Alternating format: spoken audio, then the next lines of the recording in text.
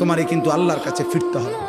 সুস্থ থাকো আর অসুস্থ হও, সুখে থাকো আর দুঃখে থাকো, আনন্দ থাকো আর বেদনায় থাকো, অসুস্থ থাকো আর সুস্থ থাকো, 3 বেলা ঠিক মতো খাও কিংবা না খাও, প্রতি মুহূর্তেই একথা মনে রেখো, তোমাকে কবরে যেতেই হবে, তোমাকে ফিরতেই হবে, ফিরতেই হবে আমি আল্লাহর কাছে।